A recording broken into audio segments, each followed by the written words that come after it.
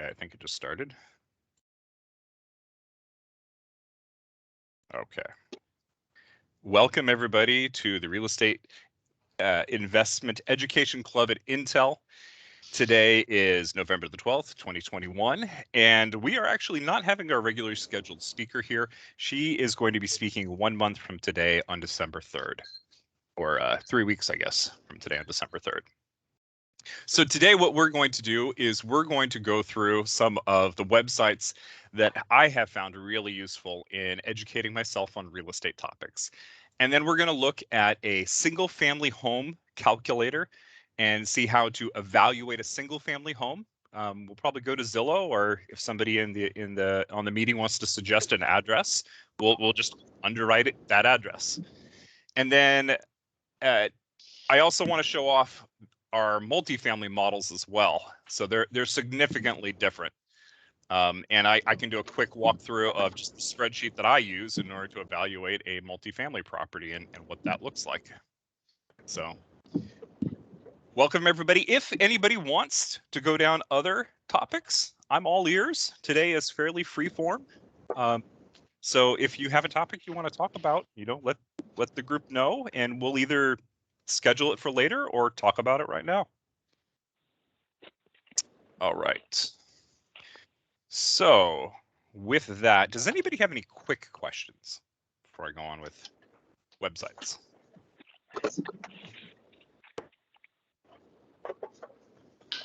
Okay, sounds good. Well,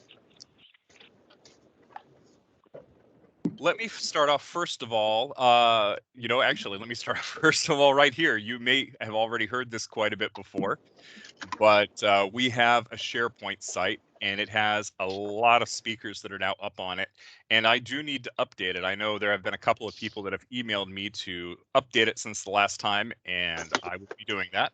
But we have around 80 to 90 speakers that are here now talking about all sorts of topics, everything from buying and selling vacant land to how to evaluate your passive income to we get our Arizona updates here from Tina, the emotional journey of evicting a tenant, ground up development in Boise, Jason Hartman, who is a popular podcaster, all sorts of people here. We have a lady who was named the Garage Queen, who remodeled. Actually, that's her right there, Terry Stiers, who she does flipping and rehabbing, and her specialty is remodeling garages. We've had house hacking talks, all sorts of talks that are here. We've had the head of acquisitions at Fannie Mae for single family homes come in and talk at our club. Where is he? Jason. Not that Jason, another Jason. There he is. So anyway, feel free to dive in here. If there's any way that I can make this more convenient, please let me know. Intel will not let me share this information outside of Intel's network for employee privacy reasons. So as much as I would love to take these things and turn them into a podcast or an external feed that you can bring to your phone, I'm not allowed to do that, and I do apologize for that. I wish I could. Now, having said that too, we are also starting, and maybe it's not a wise idea, just open up my Facebook feed, but we're starting a Facebook group called Real Estate Investing for Busy Professionals. And it is a group that we're starting externally to Intel. And basically, we're combining with the Walmart Real Estate Club, the Apple, the Amazon, a few others, Netflix. And we're inviting people to this external forum, and we're just getting together all as busy professionals and getting external speakers. So it's a lot like this meeting that you'll hear from people that are knowledgeable in the field. It's just external to Intel and with other companies. So if you're interested in that, it meets Wednesdays at 3 p.m. Pacific, and it did not happen this week, but it is happening next week. And if you need the link to that, just search for real estate investing for busy professionals, and there's a Facebook group called that. All right, next, I love this site. This is for the engineer in me and in you, many of you. This is a financial modeling panacea of information, and it's run by, oh shoot, I'm blanking on his name. It is run by, well, you know what? You'll see it when you go there. But anyway, this guy puts out Excel models that let you model all types of real estate transactions. If you want to look at what's a hotel acquisition model or a hotel remodel or an apartment or office or retail or single family. In fact, I have his single family one right here. I believe this is it. So it looks, yeah, it's a very simple to use model, but it gives you a nice monthly cash flow and an annual cash flow on a single family home. And let's see, this one's actually the same thing, but updated.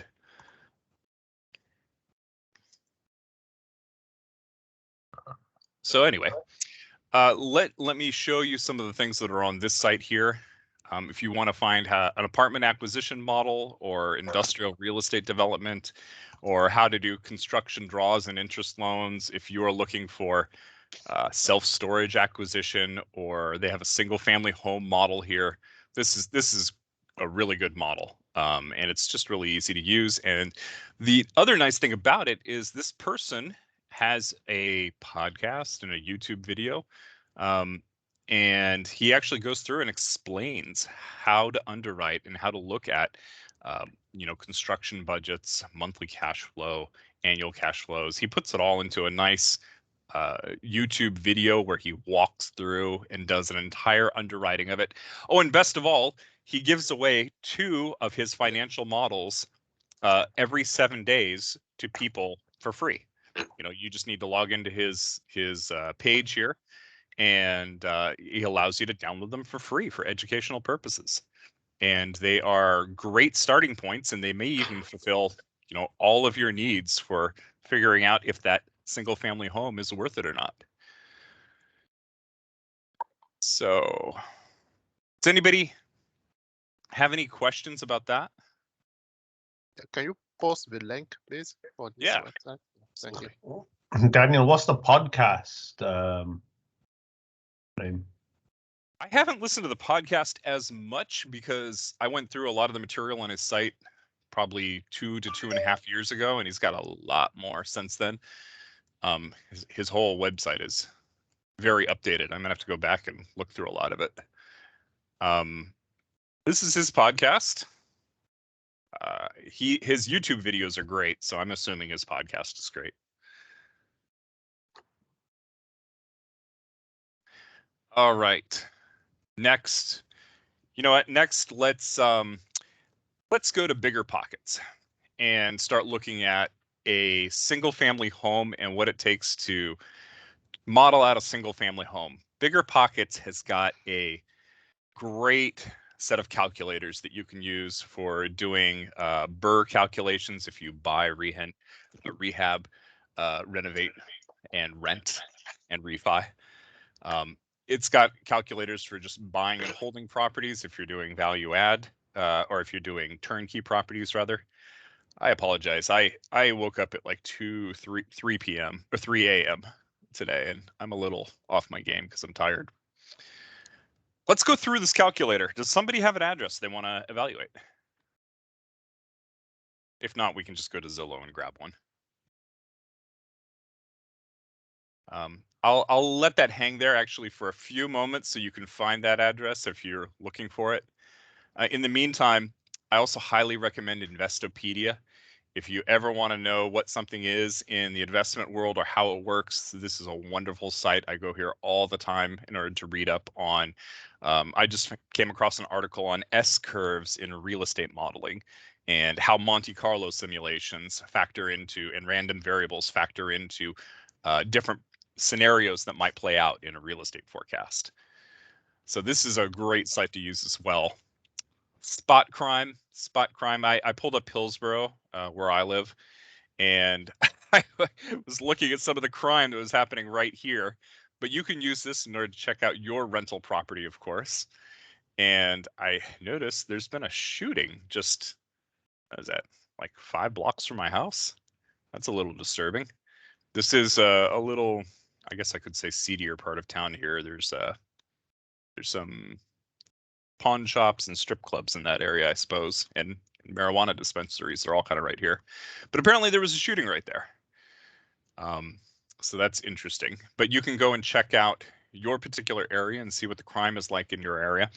I also really highly recommend City-data.com.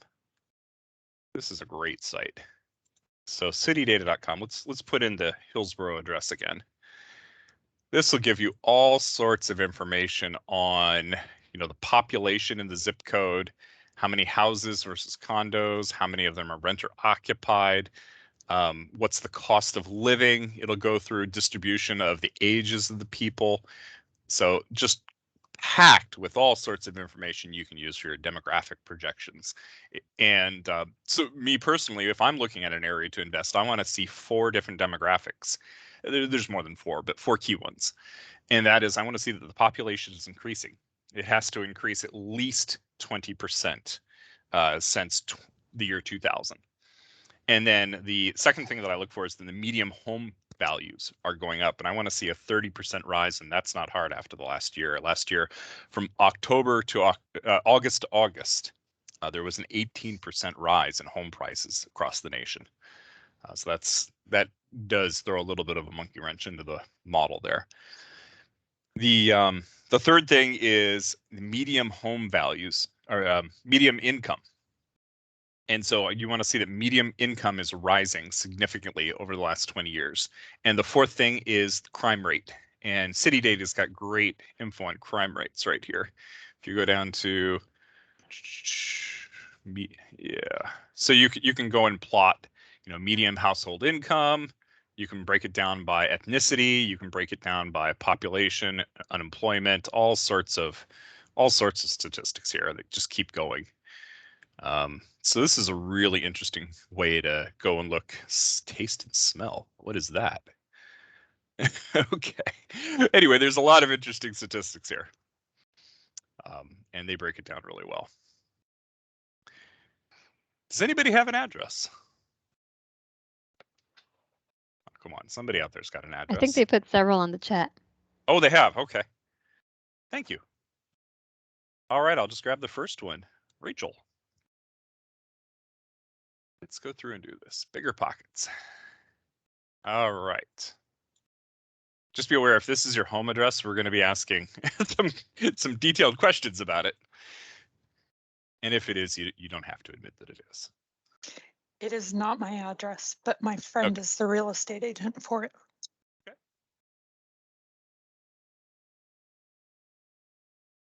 All right. Let's move forward. So we've got our address in there. And do you happen to know what the purchase price is, or should I go over here to Zillow and try and get a estimate of that? Zillow had it at 600,000, which I was shocked because that neighborhood's not selling for that high. Like 400's a little bit more realistic. Really? Okay. Apparently it's pending according to Zillow. So maybe it is now a $600,000 neighborhood. Yeah. I was shocked. I live in a house that's 40 years old, and down the street there's some new construction, and those prices on new construction are shockingly high. Remember, Zillow I have a rental lost business. So what's that? So Zillow went almost bankrupt on the purchase side, right? Because they were overpricing the this homes. is true. You're right. Take the number with a grain of salt. This Well, is I why own scraps didn't work so well. Irrational rentals- exuberance, right? Absolutely. Absolutely. My rental's just down the street from this, and I tell you, it's not that hot of a market. So Okay. I don't know. Well, Maybe it's changed in the last couple want weeks. to try evaluating it with that, or do you want to do a different number? The nice thing about these calculators is you can go back and change the numbers and monkey with the forecast, and you can see, if I buy it at this price, what sort of rent do I need in order to make it, a worthwhile investment? Let's try 450. 450. And as long as you're doing this, let me ask you, you or anybody else, I get the open doors all the time, right? Trying to get me to sell my house, and here's the comps for the neighborhood. And that's why I'm telling you, I've not seen any comps near 600,000 in that neighborhood. Is open door, does anybody have a feel? Is it accurate? Is it legit? Do you guys get the same letters? I get the letters, but I don't know if it's real either. I mean, I've never walked down to the street and asked somebody whose house is there, like, did you really sell it for this? So. But yeah, 600, nothing in the neighborhood's going for 600 that I've seen. I think Open Door has a lot of hidden cost, and there's other things that happen too as well. All those third-party ones. Yeah, what I'm referring to is they send a letter that says your neighbor has sold a house for this price, and it gives you comps of like the latest 3 sales in the neighborhood. And none of them are near 600,000 for this particular neighborhood. Well, you should be able to go to the tax website and then find the real information. Yeah, if you go to your county tax website, you Yeah. can find, you go to the assessor's office or the property tax office. It has the sales price for it. It depends on the county. Counties are all different. Many counties will have it there. Some don't. Yeah, Does it anybody depends know whether. for Maricopa County, which by the way, Oh, is Maricopa apparently does. the- I actually happen to know that. Yeah, it's apparently the fastest growing county in the nation, even though we have no water. So please don't move here. We love you, but please don't move here. What if we bring water? Yeah, All if right. you bring No, your I own see you water. being tired and talking. Okay. Yeah, I don't tend to open a lot of these offers or put my home address in here because then I get lots of mail and people that are ringing my phone continuously. So I tend to avoid sites like this. So I don't know what they're doing right now. Okay, let's use 450 and see what comes out of it. All right. Let's see, closing costs on something that's 450. So let's say that closing costs are 1%, something to that effect. 1,500. And does this property need rehabbing? I assume it doesn't. No, it just got Looked rehabbed. like a nice. Okay. Yeah. All right. And would you want to put down a 20% down payment? Avoid the PMI? Yeah. Yeah, that's pretty Yes. normal. Let's see. Good interest rates nowadays. An option you have for a rental property, you have to have 20 to 25 at least. Right? Yeah, oftentimes banks will require you to put down the full 20%. Yeah. Not always. If you go to a credit union or to other alternative places, you can often find good deals. If it's low-income housing, you can find screaming good loans for low income. I've seen 3% down and great interest rates and interest-only payments. So it's, yeah, it depends a lot. Somebody? Okay. Okay. Does 1 point sound good? 2.75 interest rate? We can change this later, of course. 3. Are people seeing Yeah, rates that low on rentals? That's awesome if they No, are. I would think they're in the 3s. Okay. Who's refinanced recently? It's not owner occupied. You're typically a point higher. I tried. Yeah, I couldn't get Okay. anything lower than 3.5. Okay, let's do 3.5. Although totally as a side note, and let's do 3.5 here, but as a side note to anybody, one of my friends in California just refinanced using Loan Depot on a rental, and she got a rate below 3%. I think it was a 15 or a 20 year, just FYI. Yep, 15, 20 years, you'll get a lower interest rate. Let's see, gross monthly income. So here is when we can go over to Zillow and look at other properties that are in the area. If I can move the Teams bar out of the way so I can access my tabs, which apparently I can't. What was the address again? Let me. 1522 East Grove. Oh, it's right here. Arizona. All right. And I'm tired and I just lost my train of thought. What am I doing here? Monthly gross income. Okay, so rentals in the area. Grab this. What were you going to say? I was going to say thank you for doing this session for us, because you could very easily been like, oh, sorry, there was a scheduling snafu, I'm going to cancel. But it's really cool that you're doing this, especially when you're so tired. Last year, we did 50 events in the year. We didn't do one after Thanksgiving. We didn't do one Christmas, I believe. And I'm very proud of that. We keep this going every single Friday. It is amazing. And I do need to go out and find some more speakers right now. Right now, we only have 2 more speakers. Actually, I just found out that next week's speaker has COVID currently. So I don't know if she will be speaking next week or not. So if you do have suggestions for topics, I'm all ears because I need to go out and find new speakers. And I know we've had some that have been asked in the past. There was one for timeshares. I don't know if people are generally interested in that or if it was just one person. Is there interest out there for timeshares? Yeah, crickets. Okay. But any other topics, let me know. Hey, Daniel, as in secondary market of, as in what? Good investment or, yeah, I mean, all that kind of. Yeah, any topic in real estate. I can go out and try and find a speaker for it. So if you're looking for somebody in, we haven't done our quarterly updates in the Arizona, Portland, and California markets, just what's going on in the market. Could be, how do you find a good loan, or how do you find how do you choose your tenants? That's a great topic. How do you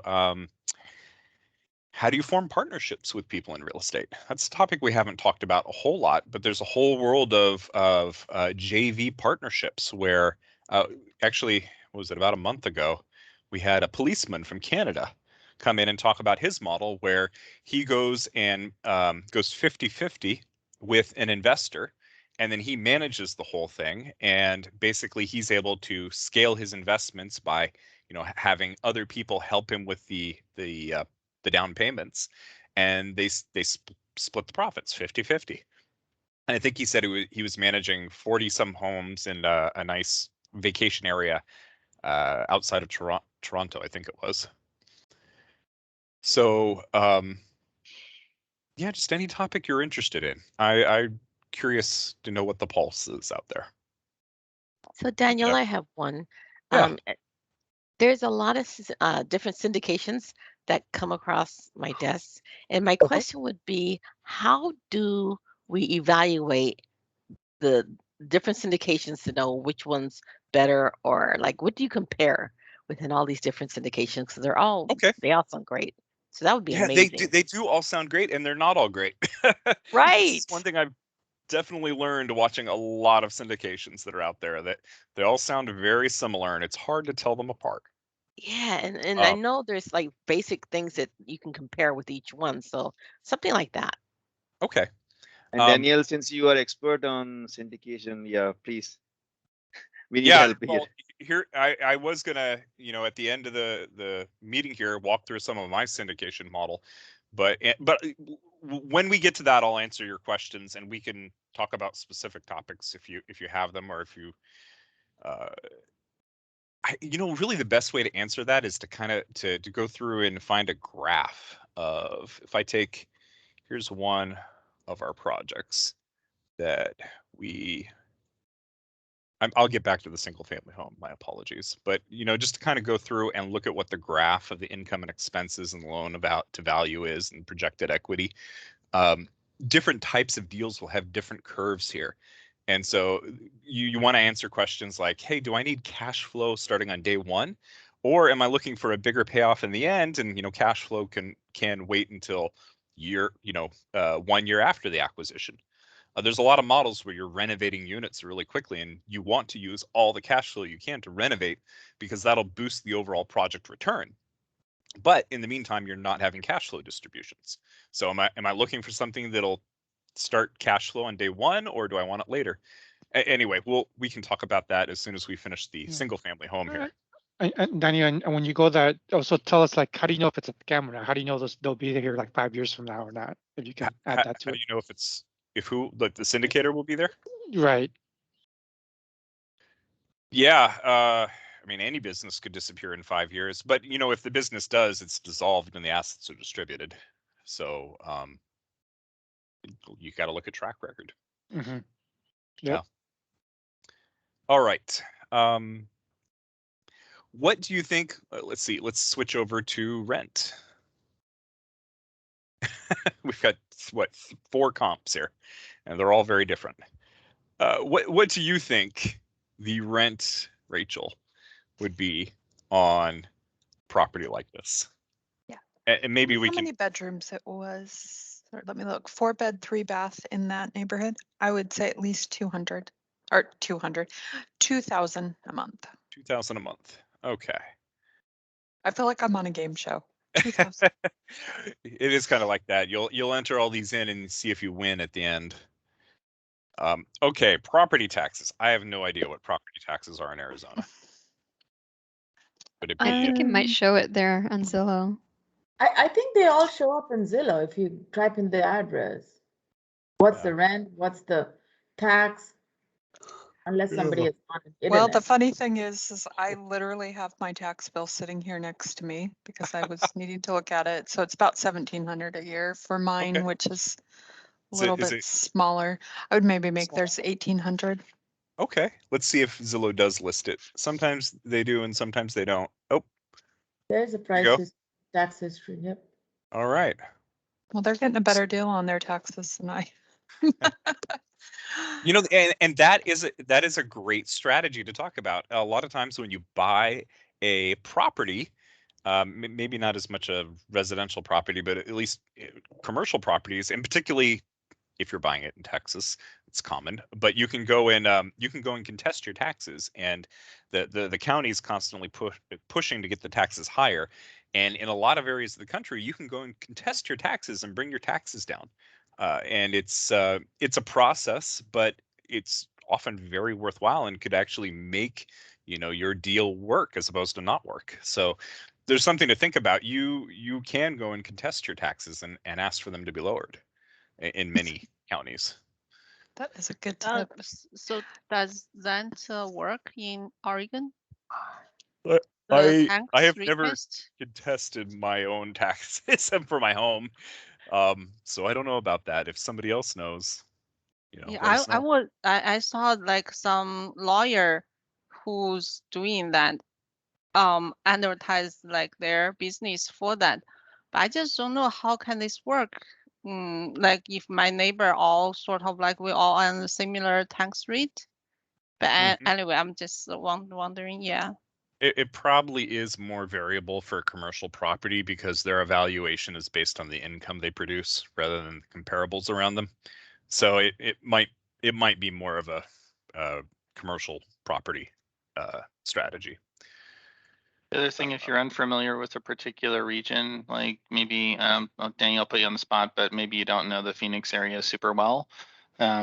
The different suburbs or central areas of the city can have vastly different property tax rates. So, oh yeah, when you're looking for, in this case, rentals or whatever, right? One of the great things to think about there is understanding what the local municipalities have for their property tax rates, because it can really drive a big difference in your monthly NOI.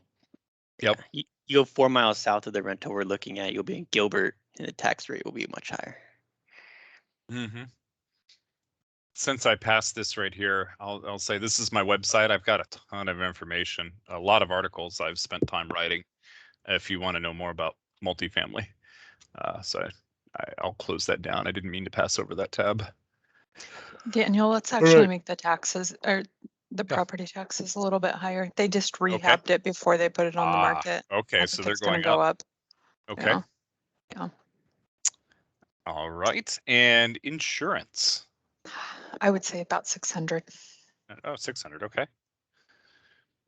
All right, repairs and maintenance. I usually put in a standard, and it's whenever you're creating your cash flow projections, you always want to budget in these 4 things, right? Repairs and maintenance, vacancy, capital expenditures. So what's the difference between repairs and maintenance and capital expenditures? Capital expenditure is like your water heater broke and you need it's a one-time expense that is often very high. Your roof needs fixing. You install a shed. Whatever that happens to be, that's what your capital expenditures are. And then repair and maintenance are ongoing things that tend to recur on a monthly basis. So you can get really, really dialed in numbers here for your repair and maintenance, but capital expenditures are a little harder to predict, particularly in single family homes. That for me, that's one of the reasons I like multifamily is that capital expenditures are averaged over 100 units. It's a lot easier to predict about what your rate of expenditure is going to be.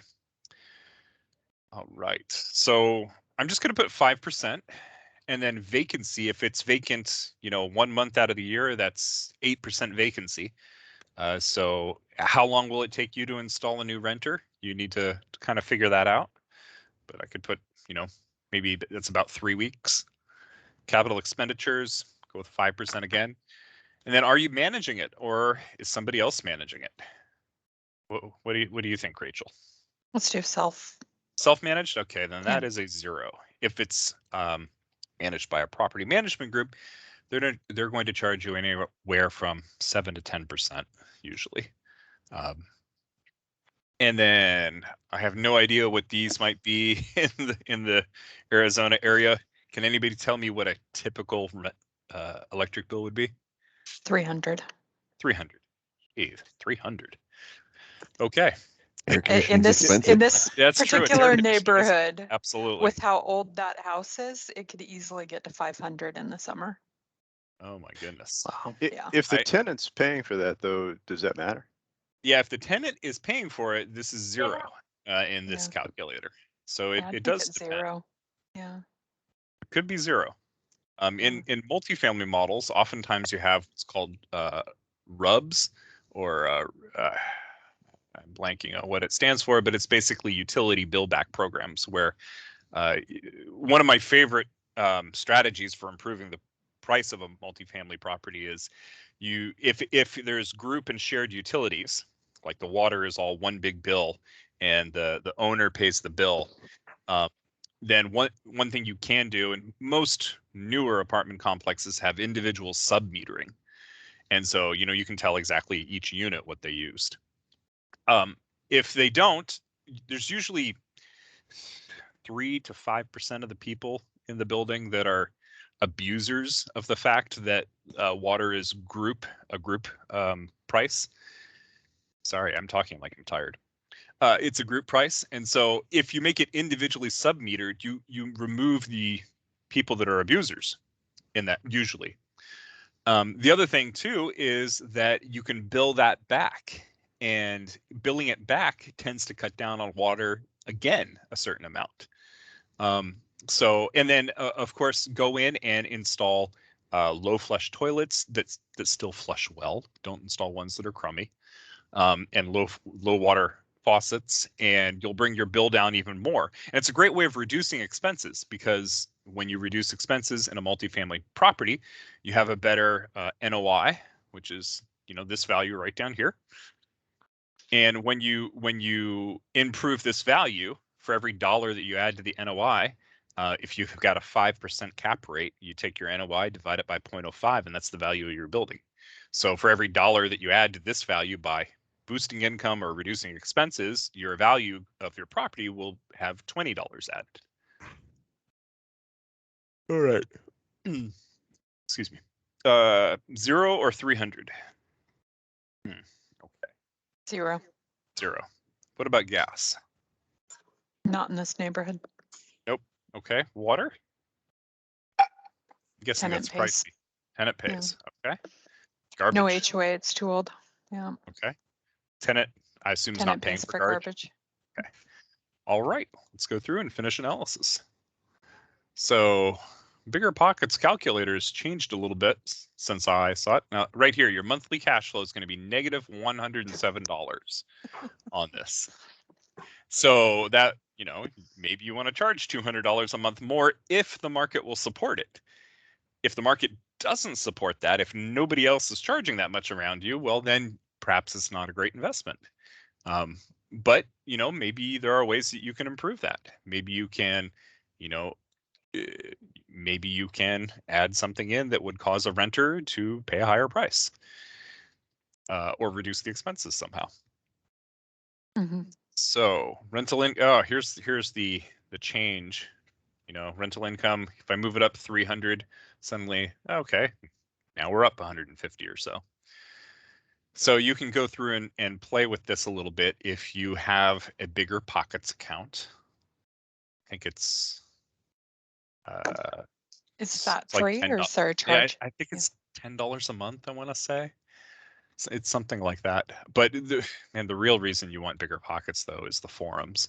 They have great discussions of, yeah, this probably should have been one of the first places I pointed out for real estate.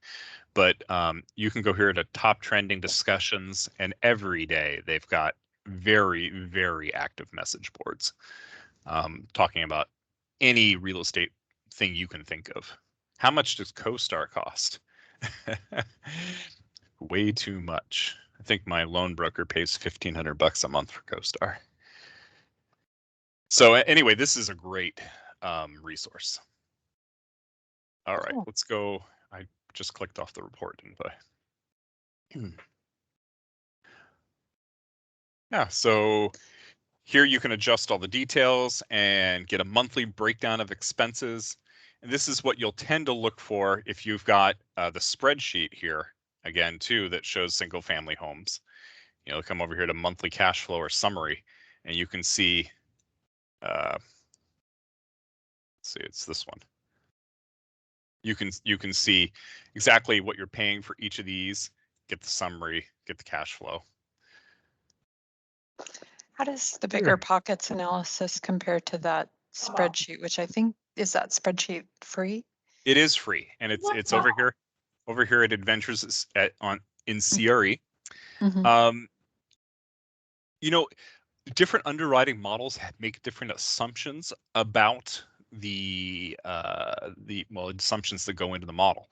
Now, most models, particularly for a single family homes are fairly straightforward, and there's not going to be a lot of variation. So I would say that the model probably is fairly, you know, in line with what the bigger pockets calculator here is giving you. For the multifamily models, there's a lot more assumptions that are going into that. But a lot of times, you know, if you put the same assumptions into one model, it should yield approximately the same results as another model. You know, if it's doing the same types of calculations. So models should be fairly similar, and there's very standard ways of putting these models together. If you go to CCIM, again, this is for commercial real estate, but they have a school program that a lot of people go through if you're doing financial modeling. I've considered going and getting my CCIM accreditation. But if you don't want to do that, Adventures in CRE, you can learn everything that CCIM teaches almost here on this site in terms of evaluating properties. I find this to be really useful. Also, Udemy. Udemy is a great resource. Let's see if I log in. Actually, I don't need to log in, but I've got programming stuff and financial stuff all over here. And let's see, I'm blanking on his name. Kevin Spence. Anyway, there are a number of underwriting courses that are here.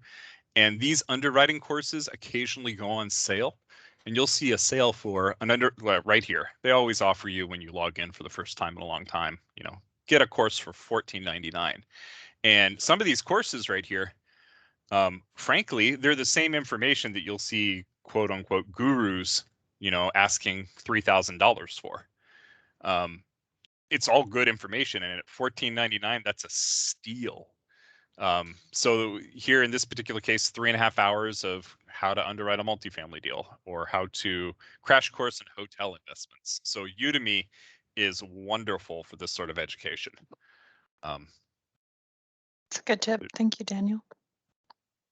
Yeah, I did a lot of Udemy when I was first starting off. I tend to like to self-educate. Okay. I didn't mention FEMA. It's always good to go check FEMA flood maps if you're buying a property. Just a good standard thing to do. Your insurance will let you know if you're in a floodplain too. All right.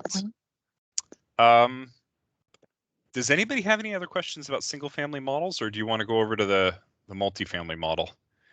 This is actually, okay, go ahead. Yeah, so I did have a question about single families, and it's sort of random, but a few days ago I was just scrolling around Zillow, and somewhere in Arkansas, I guess, I found a house that was for sale for $1, and it had been on the market for about 2 months. I mean, it looked like it was a dump, but it was like a 3-bedroom, 2-bath, and it looked like it needs a complete gut job. But houses down the street that look basically the same were selling for like $40,000, and so I was just wondering, what's the deal? Like, what's the catch? Could be many things. You know, maybe there was a toxic waste spill on the site. I don't know. You know, if the site was declared a super fund, for instance, you don't want to touch it. But if it's just that it's got a decrepit house on it, maybe it's a good candidate for buying it and knocking the house down and putting something nicer up. It sounds like if there are other houses on the block that are $40,000, you don't want to put a very nice house up. You want to put something that's in line with the market there. But it could be that the current house is abandoned, or maybe it had been turned into a drug house. I've got a house just 2 blocks from my house that you look in the windows and there's all these meth pipes sitting around on the floor, and the place is abandoned. And once you get a meth lab going in a house like that, it's suddenly a environmental cleanup issue. So there's a lot of reasons why it could be $1 and not selling. And that's where your due diligence will come in. You have to go in there and figure out, why is it $1? And is it worth, rehabbing the house or knocking it down and putting a new one up? Is it worth, knocking down the house and just selling the land, or just cleaning it up and selling the land? There's all sorts of ways that you could. I mean, the whole idea with real estate investment is you go in there and improve the property.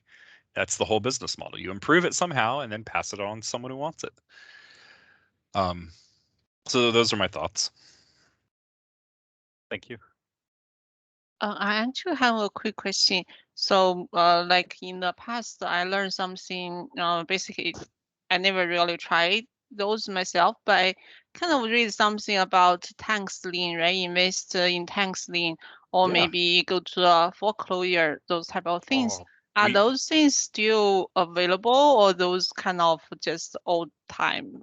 We absolutely need to get a speaker to come in and talk about tax liens. Tax liens, I looked into this actually as a potential way of investing, and it's an intriguing one. But a tax lien, for instance, what that is let's say that a person gets a lien against their house, and there's multiple types of liens. There could be that they just haven't paid their mortgage, right? Or it could be that they have a judgment against them because somebody came and repaired their sink and they never paid the person, and so that person filed a mechanics lien.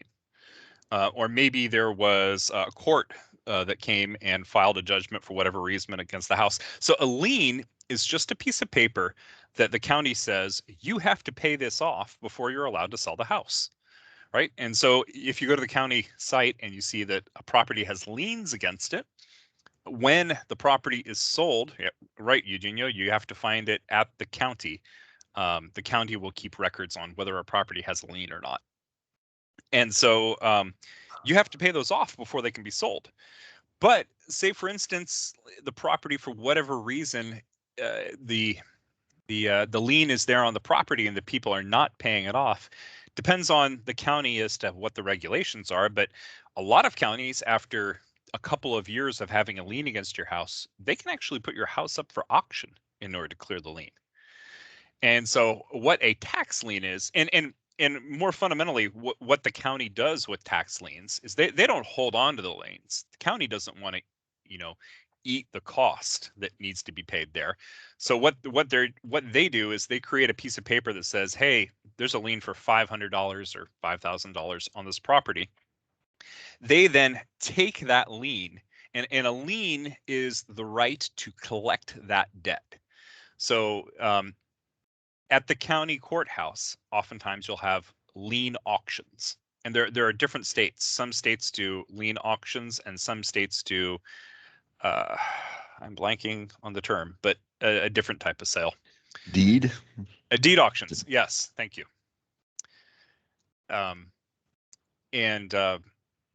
Boy, I cannot think when I'm tired. So anyway, the county will sell the piece of paper to an investor or a company that will buy these, a debt collection company, for instance, that will buy these, and then they'll go and try and collect the debt. And so tax lien investing is the idea that, hey, I'm going to go in and buy other people's debts, and then I'm going to go and try and collect it. And so you can often buy, a $5,000 lien for some fraction of that price, and then you go and try and collect it. And the bonus is if the house is, not occupied, or if the residents are currently going through an eviction, which is sad, but this is how it works. If they're going through an eviction, and you have that lien, you might be able to, assuming that the first mortgage is paid off, or that you're able to pay off the first mortgage, you have the right to foreclose on the house if you have a lien. So you could be, and I think that happens in like 2% of the cases when you get a tax lien and you're able to actually foreclose on a house. But that's kind of the people that teach these courses will say that's the bonus. You don't expect to get that, but every once in a while you get a whole house from investing in a tax lien. So that's the idea. They sell them at the county courthouse usually, and it's oftentimes a zoo down there. So on the auction day, you'll see all sorts of people there. Oftentimes, people will have their list of the 5 properties they want to bid on and exactly what they want to go to, and it can be very competitive there to buy tax liens. But that's what a tax lien is. Right. But kind of just nowadays there are those sort of like the bigger investors. I don't know whether those are bigger investors. They will they will just scoop all the good deals. I was just wondering, like nowadays, whether the tax lien is even work for maybe the individual investor or the small investors. It can, but you just have to make sure you do your due diligence on the property.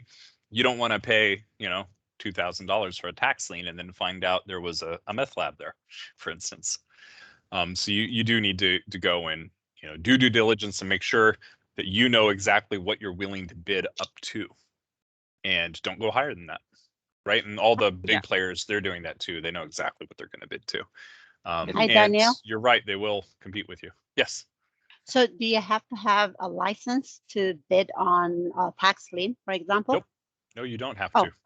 Nice. Okay. Yeah, anybody can do it. Yeah, the other The thing, county Daniel, just wants to recoup their money.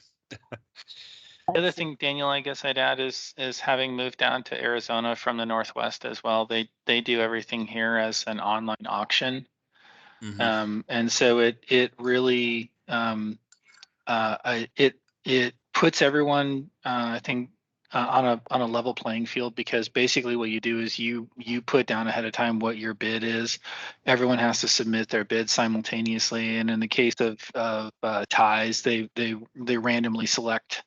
Right. So if you're a small investor or a big investor, you do get a pretty normal playing field. And then it's really just your choice about what kind of returns you're willing to accept.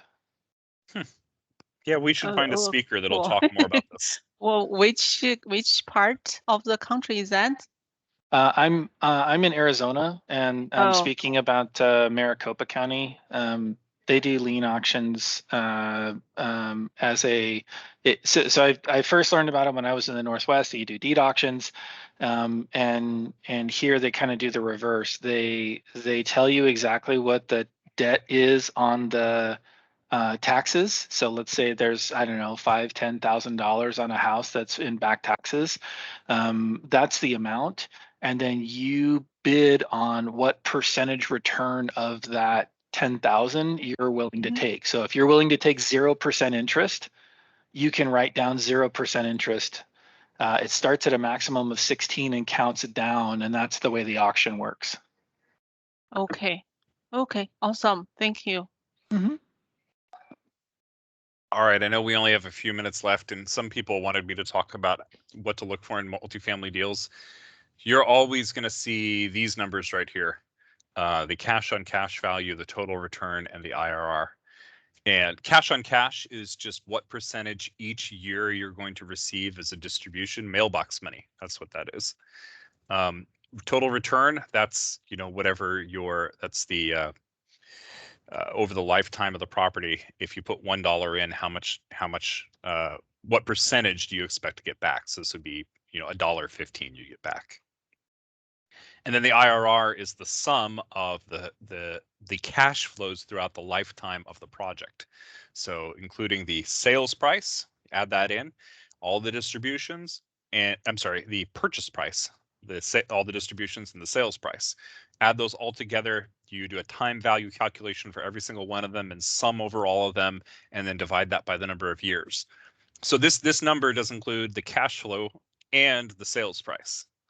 So what that means, though, is that you're going to have a graph that's, at around 8% all the way until you get to the end, and then boom, it jumps up. Now, things to look for in a multifamily deal. I could talk about this for a long time. Where to start? Usually the presentations are focused around who the team is, what the metro area is, what the property is, and what the investment metrics are like. So those 4 things, and those are really the 4 things you have to research when you're looking at a multifamily deal: is who's running the deal, what are the demographics in the area, what's the particulars on the property, and what are the investment terms. When you're looking at a deal like this, you'll also see. So, for instance, this particular deal, this is a deal that our group was underwriting. And we tend to underwrite 30 to 40 deals before we actually choose one. But this is one that was interesting because I decided not to do this, but my partners are going ahead and doing it. And the reason I decided not to do it was because the cash flow here, if you go over to the sensitivity analysis will show. Appointment and next for it. Hi. Thank you.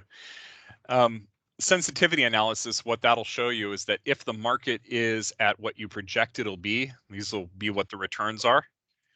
But if the market goes up, and in this case, if the cap rate goes down, the prices are going up. If the market goes up, this is what your returns are going to be.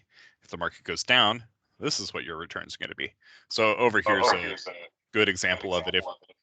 If you have a market where rent growth is 2.5% versus 3.5%, you can see it makes a 25% versus 12% return on your overall return, your annual ROI. Annual ROI is very similar to IRR. It's inflation adjusted though, and it averages more and doesn't do discrete time value calculations for each distribution. Daniel, this spreadsheet, I'm sorry, this spreadsheet is yours. It's not from the website that you showed. Yes, this is my correct? spreadsheet, and okay. I apologize, I cannot send it to you. I've put a lot of time into this, and my partners have put a lot of time into this, and we consider it intellectual property. But I'm happy to show it off. Where was I? Oh, so sensitive. So in the case of my partners, this property actually looks great. It's a B-class property. It's a beautiful property. There's very little rehab to do. There's some light rehab that needs to be done, and there is a business use case to be put together for how to. Rents are currently $150 to $200 below market, but that's below the very top of the market. The reason why they went ahead and did it is because they believe they'll push those rents, and it is a wonderful looking asset, and it will probably be a good long-term hold. The reason I decided not to do it was on a business reason. On a business case, I usually say I'm looking for recession resistant assets that have good cash flow. And for me, in the rosy case, the cash flow was 8.8%. But if the market was to go down, it quickly dropped to 3%, 4%, or even lower, depending on what it did. So I didn't want to turn around and offer that to my investors because, if the market goes great, I want to see it perform. If the market doesn't go great, I want to see that the renovations and the value add that we're putting into the building, more than compensate for how the market goes down. So the cash on cash just wasn't simply high enough. And in the sensitivity analysis, if the market went down, the property would not perform like I'd want it to. Now, I honestly think it'll be a good purchase. I think it will perform, and I think that if market conditions continue the way they are, it'll be a great purchase. But I cannot prove that they're going to continue the way they are. So in the case that they're not, the performance didn't meet my standards. Daniel, how did you get or is there another site that you go and look for the comps for the area? Because oh yeah, assuming... oh gosh, we're over time. I'm happy to stay on if people want to, but and I'll talk a little bit about that. So the comps, the number one, I get them from a couple of different places. On due diligence day, we invite a property manager that is in the area that already manages lots of units in the area and that we usually have an existing relationship with. So we invite them to come and walk through the units with us, and they give their opinion as to whether, if we fix the units up, they'll go for a better value. So that's the number one way that we get property comps. Number two way is we go to our loan broker, and the loan broker usually has a CoStar subscription for $1,500 a month, or a Yardi subscription. And both of those are big data services, or CoreLogic. All of those are big data services that will give you, all the buildings in the area and what they're all renting for. In the case of CoStar, I don't find their numbers to be accurate enough to actually base a good projection on, but they can serve as a guide. Yardi is much more accurate because they actually have a property management wing that they can pull their data from. But so that's the second way. And then the third way is that you should be with partners who already have units in the area and know the area. So those are the three ways that at least we get our comps, and most syndicators get them that way. All right. If people want to go through this spreadsheet more, I can do this at another time. Please send me emails with suggestions for topics, because I have one more speaker lined up, and after that, I don't have any others lined up for this year, so I need to go and find them. So let me know what you're interested in. Everyone have a great weekend. Yeah, thank you, Daniel. It's good. Thank you. Thanks, Daniel. Yeah, thank you. Thanks, Daniel. You too. Thank you. Thank you, Daniel. Thank you.